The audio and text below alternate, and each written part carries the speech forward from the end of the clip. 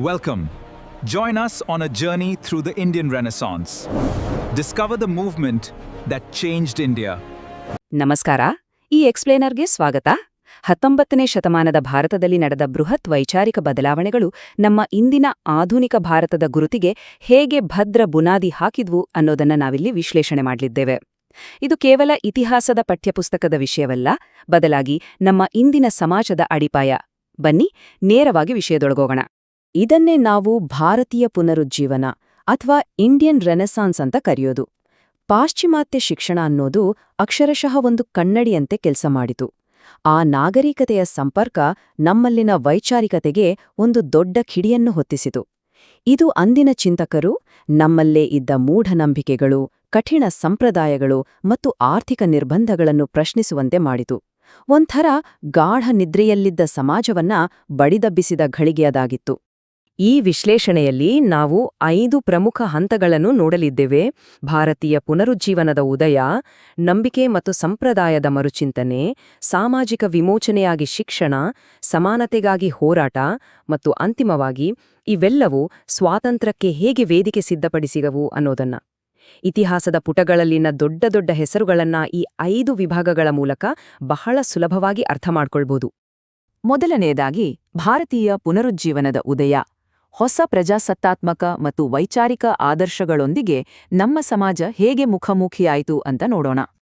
ಪಾಶ್ಚಿಮಾತ್ಯ ಶಿಕ್ಷಣವು ಪ್ರಜಾಪ್ರಭುತ್ವ ಮತ್ತು ಸಮಾನತೆಯ ವಿಚಾರಗಳನ್ನು ಭಾರತಕ್ಕೆ ಪರಿಚಯಿಸಿದಾಗ ಅದು ಕುರುಡು ಸಂಪ್ರದಾಯಗಳ ವಿರುದ್ಧ ಒಂದು ಬೃಹತ್ ಸಾಮಾಜಿಕ ಪರಿವರ್ತನೆಗೆ ಕಾರಣವಾಯಿತು. ಭಾರತೀಯ ಪುನರುಜ್ಜೀವನದ ಪಿತಾಮಹ ಅಂತಲೇ ಕರೆಯಲ್ಪಡುವ ರಾಜಾರಾಮ್ ಮೋಹನ್ ರಾಯ್ ಅವರು ಮಾಡಿದ್ದೇನು ಗೊತ್ತಾ? ಸತಿ ಪದ್ಧತಿಯಂತಹ ಅಮಾನವೀಯ ಆಚರಣೆಗಳನ್ನು ವಿರೋಧಿಸಲು ಅವರು ಪ್ರಾಚೀನ ಉಪನಿಷತ್ತುಗಳ ಜೊತೆಗೆ ಆಧುನಿಕ ಪತ್ರಿಕೋದ್ಯಮವನ್ನು ಬೆರೆಸಿದರು.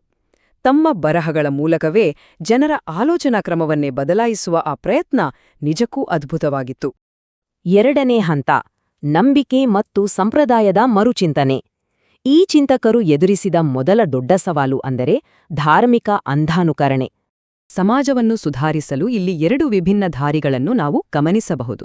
ಒಂದೆಡೆ ರಾಜಾರಾಮ್ ಮೋಹನ್ ರಾಯ್ ಅವರ ಬ್ರಹ್ಮ ಸಮಾಜ ಆಧುನಿಕ ವಿಜ್ಞಾನ ಮತ್ತು ಇಂಗ್ಲಿಷ್ ಶಿಕ್ಷಣಕ್ಕೆ ಒತ್ತು ನೀಡಿದರೆ, ಮತ್ತೊಂದೆಡೆ ದಯಾನಂದ ಸರಸ್ವತಿಯವರ ಆರ್ಯ ಸಮಾಜವು ಪ್ರಾಚೀನ ವೇದಗಳ ಶುದ್ಧತೆಗೆ ಮರಳುವಂತೆ ಕರೆ ನೀಡಿತು. ಒಂದೇ ಗುರಿಯತ್ತ ಸಾಗಲು ಈ 2 ಭಿನ್ನವಾದ ಮಾರ್ಗಗಳು ಹೇಗೆ ಕೆಲಸ ಮಾಡಿದ್ವು ಅನ್ನೋದು ತುಂಬಾನೇ ಕುತೂಹಲಕಾರಿಯಾಗಿದೆ. ವೇದಗಳಿಗೆ ಹಿಂತಿರುಗಿ.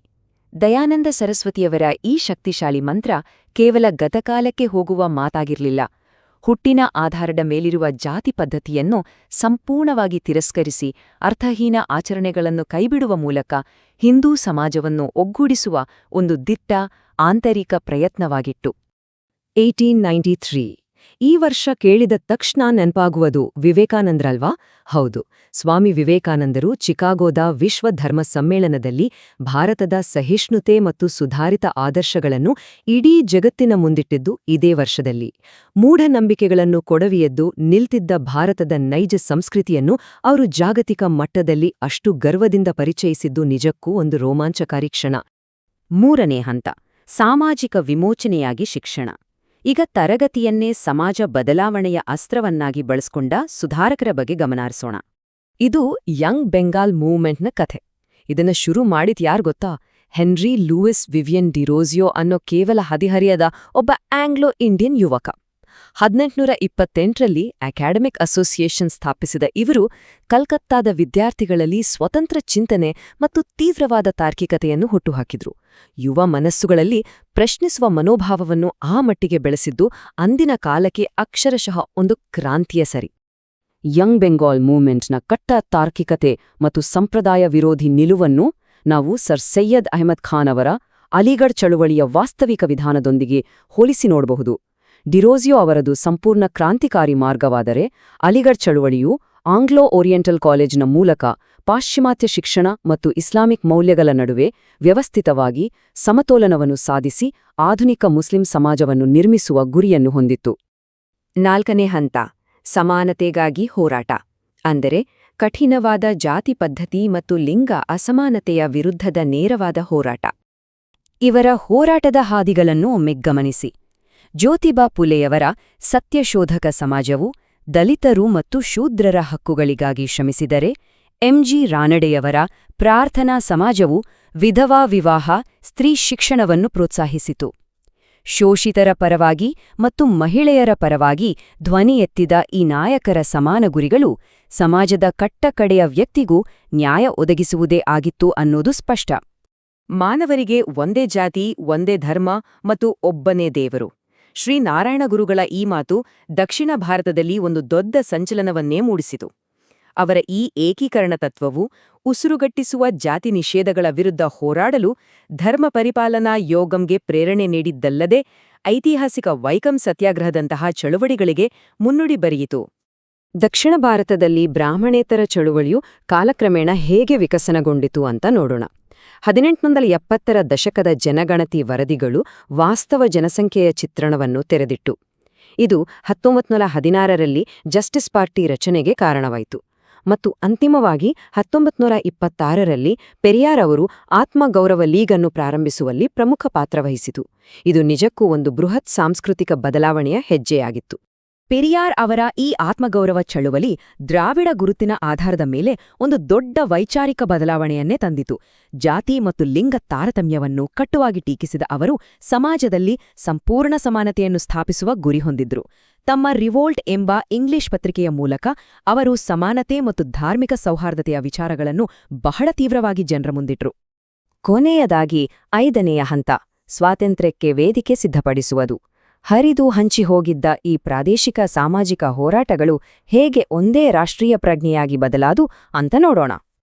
ಹಂತಹಂತವಾಗಿ ನೋಡೋದಾದ್ರೆ, ಮೊದಲು ಅನಿ ಬೆಸೆಂಟ್ ಅವರು ಭಾರತೀಯ ಸಂಸ್ಕೃತಿಯ ಬಗ್ಗೆ ಹೆಮ್ಮೆ ಮೂಡಿಸಿ 1916ರಲ್ಲಿ ಹೋಮ್ ರೂಲ್ ಚಳುವಳಿಯನ್ನು ಪ್ರಾರಂಭಿಸಿದ್ರು. ಆಮೇಲೆ ಸ್ವಾಮಿ ವಿವೇಕಾನಂದರು ರಾಷ್ಟ್ರ ಮತ್ತು ಧರ್ಮವನ್ನು ಒಂದು ನಾಣ್ಯದ 2 ಮುಖಗಳಂತೆ ವಿವರಿಸಿದ್ರು. ಈ ಎಲ್ಲ ತತ್ವಗಳು ಒಟ್ಟುಗೂಡಿ ಗಾಂಧೀಜಿಯವರಂತಹ ಮುಂಚೂಣಿಯ ಸ್ವಾತಂತ್ರ್ಯ ಹೋರಾಟಗಾರರಿಗೆ ದೊಡ್ಡ ಮಟ್ಟದ ಪ್ರೇರಣೆ ನೀಡಿದ್ವು. ಸಾಮಾಜಿಕ ವಿಮೋಚನೆ ಇಲ್ಲದೆ ರಾಜಕೀಯ ವಿಮೋಚನೆ ಅಸಾಧ್ಯ ಅನ್ನೋದು ಇಲ್ಲಿ ಸ್ಪಷ್ಟವಾಗಿ ಸಾಬೀತಾಗ್ತಾ ಇದೆ. ಬಾಲ್ಯ ವಿವಾಹದ ವಿರೋಧ, ಜಾತಿ ತಾರತಮ್ಯದ ವಿರುದ್ಧದ ಹೋರಾಟ ಮತ್ತು ಸ್ತ್ರೀ ಸಾಕ್ಷರತೆಯ ಪ್ರೋತ್ಸಾಹ ಇವುಗಳೆಲ್ಲವೂ ಈ ವಿಭಿನ್ನ ಚಳುವಳಿಗಳ ಸಮಾನ ಉದ್ದೇಶಗಳಾಗಿದ್ವು. ಇವುಗಳ ಐತಿಹಾಸಿಕ ಪ್ರಭಾವ ಏನೆಂದರೆ, ಎಲ್ಲೋ ಅಲ್ಲಲ್ಲಿ ನಡೆದ ಈ ಸಣ್ಣ ಸಣ್ಣ ವಿಜಯಗಳು ಒಗ್ಗೂಡಿ ಒಂದು ಸಮರ್ಥ ಮತ್ತು ಆಧುನಿಕ ಭಾರತ ರಾಷ್ಟ್ರದ ನಿರ್ಮಾಣಕ್ಕೆ ಅತ್ಯಗತ್ಯವಾದ ಅಡಿಪಾಯವನ್ನು ಹಾಕಿಕೊಟ್ಟುವು. ಈ ಎಕ್ಸ್ಪ್ಲೇನರ್ನ ಕೊನೆಯಲ್ಲಿ ನಮ್ಮನ್ನೇ ನಾವು ಒಂದು ಪ್ರಶ್ನೆ ಕೇಳಿಕೊಳ್ಳೋಣ. 19ನೇ ಶತಮಾನದ ಸಾಮಾಜಿಕ ಸುಧಾರಣೆ ಮತ್ತು ಸಮಾನತೆಗಾಗಿ ನಡೆದ ಈ ಐತಿಹಾಸಿಕ ಹೋರಾಟಗಳ ಪ್ರತಿಧ್ವನಿ ಇಂದಿನ ನಮ್ಮ ಆಧುನಿಕ ರಾಜಕೀಯ ಮತ್ತು ಸಾಮಾಜಿಕ ವ್ಯವಸ್ಥೆಯಲ್ಲಿ ಹೇಗೆ ಕೇಳಿಸ್ತಿದೆ? ಭಾರತೀಯ ಪುನರುಜ್ಜೀವನದ ಕಾಲದಲ್ಲಿ ಬಿತ್ತಿದ ಬೀಜಗಳು ಇಂದಿಗೂ ನಮ್ಮ ಸಮಾಜವನ್ನು ಹೇಗೆ ರೂಪಿಸುತ್ತಿವೆ ಎಂಬುದನ್ನು ಒಮ್ಮೆ ಆಳವಾಗಿ ಆಲೋಚಿಸಿ. ಈ ವಿಚಾರಗಳು ಖಂಡಿತವಾಗಿಯೂ ನಮ್ಮ ಮುಂದಿನ ಚಿಂತನೆಗೆ ಹೊಸ ದೃಷ್ಟಿಕೋನವನ್ನು ನೀಡುತ್ತವೆ. ಈ ವಿಶ್ಲೇಷಣೆಯಲ್ಲಿ ಜೊತೆಯಾಗಿದ್ದಕ್ಕೆ ಧನ್ಯವಾದಗಳು. ಕಲಿಯುವ ಈ ಉತ್ಸಾಹ ಹೀಗೆಯೇ ಮುಂದುವರಿಯಲಿ.